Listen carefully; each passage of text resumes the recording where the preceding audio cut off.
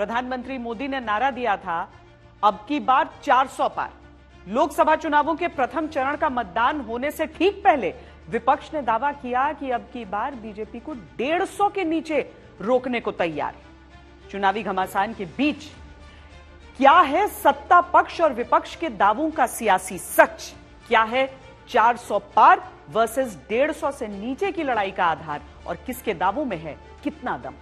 4 जून को 400 पार, जिसको 150 से ज्यादा नहीं मिलने वाली है। जरा पूरी ताकत से आवाज आनी चाहिए। 4 जून 180 से ज्यादा सीट नहीं ले सकते, उससे भी कम लेंगे।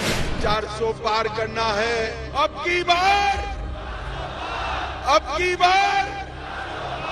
जो 14 में आए थे वो 24 में चले जाएंगे। फिर एक बार 400 का जो फिल्म है पहले दिन ही जो है सुपर फ्लॉप हो गया। पहले चरण में 102 सीटों पर जनता का फैसला सुरक्षित हो गया। दूसरे चरण की 89 सीटों पर 26 अप्रैल को वोट डाले जाएंगे। एक एक सीट के लिए राजनीतिक दलों की तरफ से साम दाम दंड भेद की हर चाल चली जा रही है। सत्ता पक्ष आत्मविश्वास दिखा रहा है, अब की बार 400 पार। विपक्ष का दावा है 150 तक एनडीए अब की बार। पूरा देश कह रहा है, फिर एक बार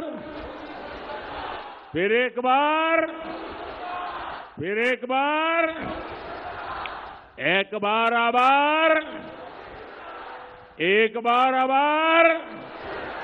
ये जो बीजेपी के लोग बोल रहे हैं कि इतनी सीटें आएंगी उतनी सीटें आएंगी, मैं सीधा बता देता हूं आपको, इनको 150 से ज्यादा नहीं मिलने वाली है। ये जो भी कहना चाहें कह लो, 150 से एक ज्यादा नहीं आने वाली। देश की जनता ने बहुत अच्छे तरीके से तय किया है कि इस बार कोई गलती नहीं करनी है, किंतु परंतु नहीं, अब की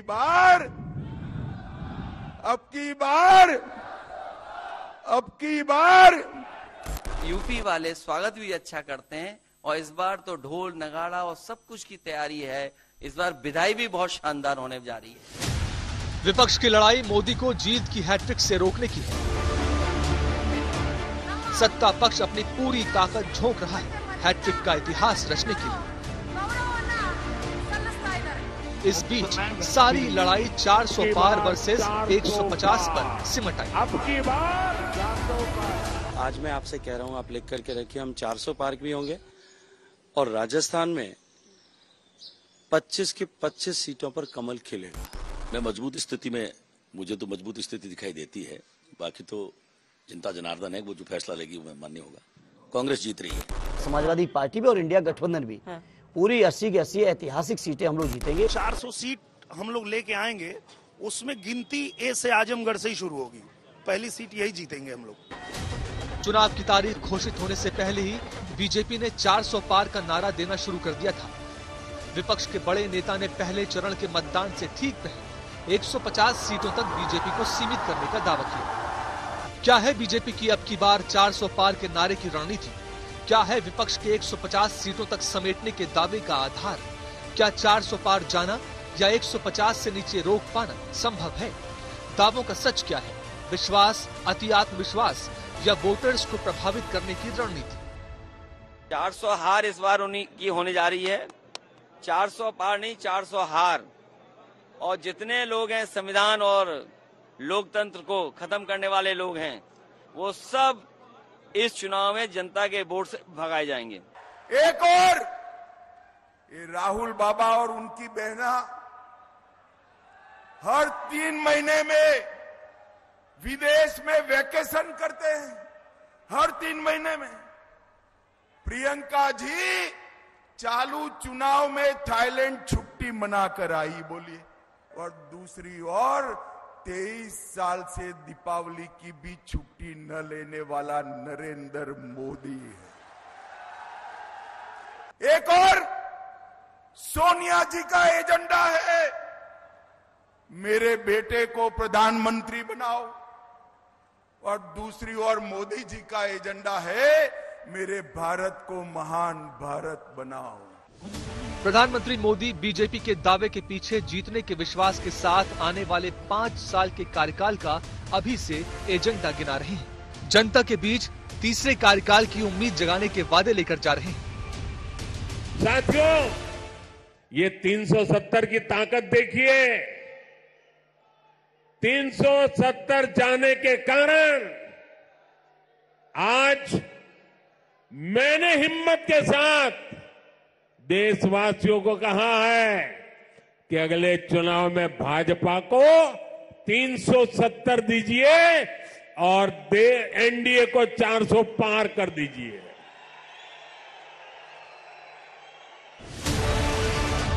विपक्ष के नेता बीजेपी को जीत से रोकने के कारण आरोपों के रूप में गिनाते हुए जनता की अदालत में अपनी दलीलें रख रहे हैं। तो अब देख लिया ना कि सच्चाई क्या है, इनके कथनी और करनी में अंतर है।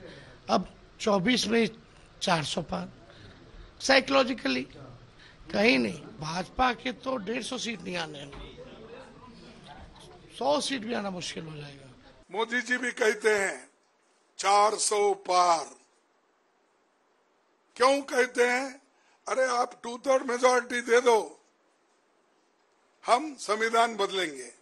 लेकिन वो अपने मुंह से नहीं बोल रहे, किसी के मुंह से वो बुलवा रहे। चुनावी लड़ाई में ईडी, ईवीएम, संविधान, खान पान सब मुद्दे हथियार बने हुए हैं। सत्ता पक्ष का अपना पक्ष है और विपक्ष का अपना। 21 राज्यों और संघ शासित प्रदेशों की 102 सीटों पर वोट प्रथम चरण में पड़ चुके हैं, जिनमें प्रमुख रूप से यूपी की 8, राजस्थान की 12, उत्तराखंड की सभी 5 और तमिलनाडु की सभी 39 सीटों पर वोटिंग हो चुकी है और पहले चरण के बाद अपने अपने दावे हो रहे हैं।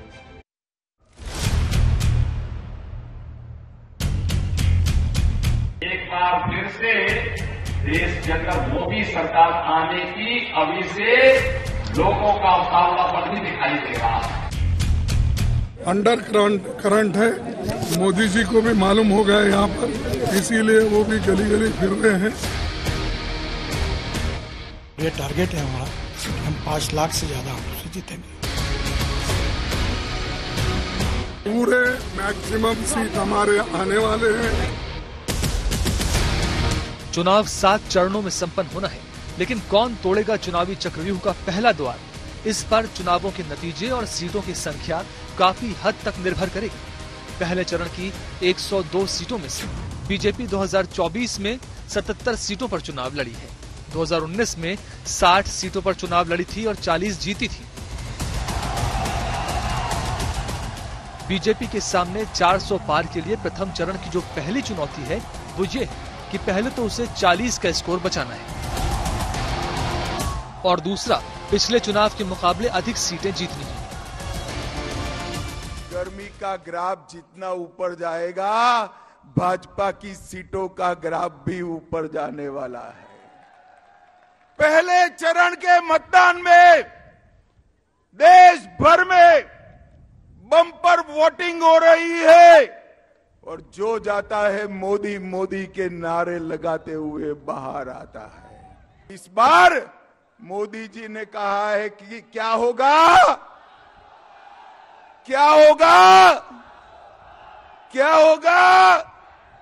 मुझे लगता है, मैं बहुत बड़े बोल नहीं बोलता हूं, लेकिन मुझे लगता है कि इस बार कांग्रेस को भाजपा से ज्यादा सीटें मिलेंगी राजस्थान में। राजस्थान के अंदर बीजेपी से ज्यादा 25 सीटें हमारे यहाँ। हाँ। तो हमारे अलायंस मिलकर चुनाव लड़ रहे हैं। हाँ। 3 जगह हमारे अलायंस पार्टनर्स लड़ रहे हैं, 22 जगह हम लोग लड़ रहे हैं। तो हम लोगों का भाजपा से ज्यादा संख्या बल रहेगा राजस्थान में।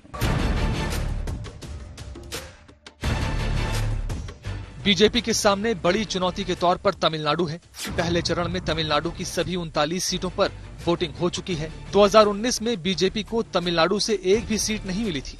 इस बार इंडिया ब्लॉक का नेतृत्व एम.के. स्टालिन कर रहे हैं। बीजेपी ने इस बार युवा बीजेपी अध्यक्ष अन्नामलाई पर दांव चला है और खुद प्रधानमंत्री मोदी ने धुआंधार प्रचार किया। तमिलनाडु से उन्हें काफी उम्मीदें हैं। बीजेपी के यहाँ 23 उम्मीदवार चुनावी मैदान में हैं। तमिलनाडु में बीजेपी का प्रदर्शन इस बार डीएमके और कांग्रेस के इंडी अलायंस का सारा घमंड तोड़ करके रख देगा। We are extremely confident that people will repose their trust in good people. People will repose their trust in good governance, and people will stand with people who stood with them over the last 10 years. I am extremely confident that Tamil Nadu will witness a historic change on June 4. Uttar Pradesh की जिन 8 सीटों पर प्रथम चरण में चुनाव हुआ है, 2019 में बीजेपी ने इसमें से 3 सीटें जीती थी, 3 बीएसपी ने और 2 समाजवादी पार्टी ने जीती थी। 2019 में बालाकोट एयर स्ट्राइक जैसे मुद्दे की लहर थी, फिर समाजवादी पार्टी और बीएसपी गठबंधन बीजेपी पर भारी पड़ा था। इस बार बीजेपी के साथ आरएलडी गठबंधन में है और समाजवादी पार्टी के साथ कांग्रेस का गठबंधन है, जबकि बीएसपी अकेले चुनाव लड़ रही है। बीजेपी यहां जीत की सूरत बदलना चाहती है। पहला शो ही फ्लॉप हो गया। पहले चरण की हवा और पश्चिम की हवा भारतीय जनता पार्टी का पूरे उत्तर प्रदेश में, देश में सफाया करेगी। अंतर विरोध उनके यहाँ बहुत ज्यादा है। नीतिगत कोई एक मत नहीं है, कोई एक एजेंडा नहीं देश के लिए। नकारात्मक बात करके, भय बना के वो चाह रहे हैं किसी तरह हमें वोट मिल जाए। इसलिए वो कह रहे हैं संविधान खत्म हो जाएगा, आगे चुनाव नहीं होंगे, ईवीएम खराब है, लोकतंत्र की हत्या हो गई। ये सब हो गया है तो फिर आप चुनाव काहे को लड़ रहे हो? राजस्थान में जिन 12 सीटों पर प्रथम चरण में वोटिंग हुई है, उनमें से बीजेपी का सभी 12 पर कब्जा था। बीजेपी को 400 पार के लक्ष्य के लिए ये सभी सीटें फिर जीतनी होंगी। हालांकि यहाँ एक आंकड़ा दिलचस्प हो जाता है। पहले इन 12 सीटों पर पिछले 4 चुनावों का वोटिंग प्रतिशत देखिए। 2009 में 48.12% वोटिंग हुई। 2014 में इन्हीं 12 सीटों पर 61.66% वोटिंग हुई। 2019 में 64.68% वोटिंग हुई और 2024 में इन 12 सीटों पर 57.87% वोटिंग हुई है। आपको बताते हैं कि राजस्थान में कम और अधिक वोटिंग का क्या संकेत देश के नतीजों पर पड़ा। 1999 में राजस्थान का कुल वोटिंग प्रतिशत 53.34% था। तब अटल बिहारी वाजपेयी प्रधानमंत्री थे। 2004 में वोटिंग प्रतिशत घटा और 49.6% कुल वोटिंग हुई। तब केंद्र में यूपीए सरकार बनी। 2009 में भी वोटिंग प्रतिशत कम रहा, 48.44% वोटिंग हुई और यूपीए की ही सरकार देश में बनी। 2014 में राजस्थान में 63.02% बम्पर वोटिंग हुई और नरेंद्र मोदी की सरकार बनी। 2019 में 66.37% कुल वोटिंग हुई और एनडीए की सरकार बनी। नरेंद्र मोदी दूसरी बार प्रधानमंत्री बने। 2014 में भी इन्होंने कहा था कि 3-4 सीटें, 19 में भी कहा था। मैं आपको कहना चाहता हूं 2014 में भी 25, 2019 में भी 25 और 2024 में भी 25।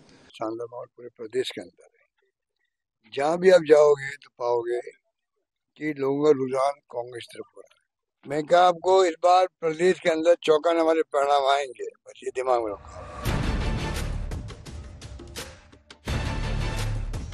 यानी 50% से अधिक वोटिंग हुई तो बीजेपी को फायदा रहा और कम वोटिंग हुई तो कांग्रेस और उसके साथियों को लाभ रहा। हालांकि अभी सिर्फ 12 सीटों पर वोटिंग हुई है।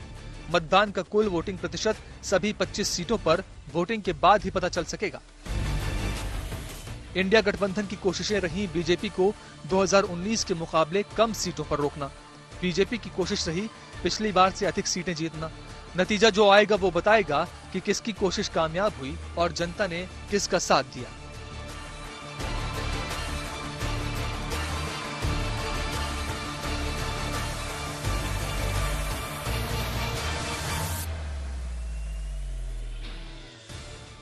भारत के चुनावी इतिहास में 400 पार केवल एक बार 1984 में हुआ है, लेकिन तब इंदिरा गांधी की हत्या के बाद सहानुभूति की लहर और लोगों के बीच गुस्से का माहौल था।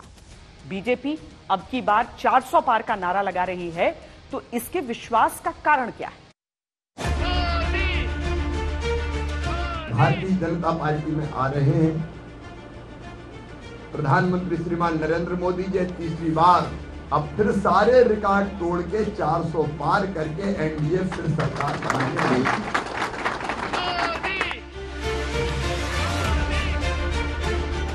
सारी दुनिया बोल रही है कि अब तीसरी बार भी भारत का प्रधानमंत्री जी कोई बनने जा रहा है, तो उस शख्स का नाम है नरेंद्र मोदी। 400 प्लस के साथ भारतीय जनता पार्टी की सरकार बनेगी। हम ये सीट जीत करके आपकी 400 पार वाली में शामिल करेंगे।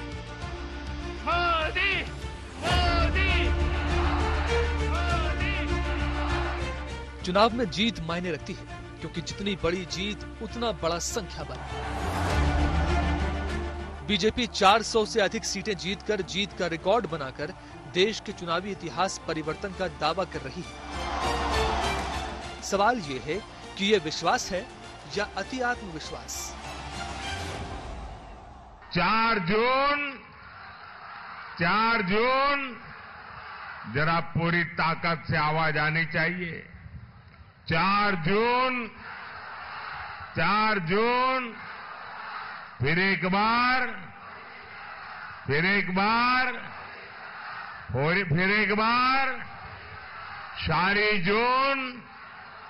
सारी जून। बीजेपी के 400 पार वाले विश्वास को आंकड़ों के नजरिए से देखें तो बीजेपी को 2014 में 31% वोट मिले, जिसमें बीजेपी ने 282 सीटें जीतकर स्पष्ट बहुमत प्राप्त किया। 2019 में बीजेपी को मिले 37.36% वोट, यानी करीब 6.36% वोट अधिक मिले, जिससे 2014 के मुकाबले 2019 में सीटें बढ़ी 21 और बीजेपी 303 तक पहुंच गई। आंकड़ों से पता चलता है कि अगर बीजेपी को 370 सीटें अपने दम पर लानी है तो कम से कम 8 से 10% वोट अधिक पाने होंगे। बीजेपी को तो बड़ी जीत का विश्वास है। सवाल ये उठता है कि कैसे? बीजेपी की ताकत किन मुद्दों में है, ये समझना यहाँ जरूरी है। पहला राम मंदिर, दूसरा राष्ट्रवाद, तीसरा करोड़ों लाभार्थी, चौथा मोदी की छवि और गारंटी। बीजेपी निकाय चुनाव को भी गंभीरता से लड़ती है और इसीलिए तमाम ताकतवर मुद्दों के अलावा उसकी नजर विपक्ष के हर कदम पर है। ममता बनर्जी ने कांग्रेस को 40 सीटों पर सिमटने का दावा किया। स्टालिन 39 सीटों के गणित को पक्ष में करने के लिए सनातन पर हमलावर हुए और उत्तर भारत की लगभग 200 सीटों को गठबंधन के लिए संकट में डालने का काम कर रही है। आम आदमी पार्टी दिल्ली, पंजाब की 20 सीटों को नाक का सवाल मानती रही है और अब उसके कई बड़े नेता भ्रष्टाचार के आरोप में जेल में हैं, जिसको लेकर बीजेपी आक्रामक है। ये लोग कह रहे हैं कि मोदी का अपना परिवार नहीं है। ये लोग भूल जाते हैं कि मोदी का परिवार देश की 140 करोड़ की जनता, ये मोदी का परिवार है।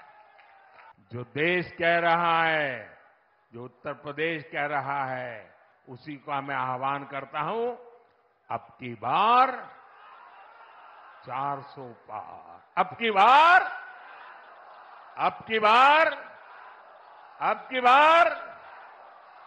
मैं पहले चरण का परिणाम बता दूं आपको? बताओ? किसी को बताना मत, मगर हाँ एडवांस में बता देता हूं। बताओ? सभी सीटों पर कांग्रेस का सुपड़ा साफ हो गया। बीजेपी को 400 पार के ख्वाब को पूरा करने में एनडीए के काम, मोदी के नाम के अलावा विपक्ष की भूमिका पर भी विश्वास है। बीजेपी के बड़े नेताओं की प्रचार शैली से ये पता भी चलता है।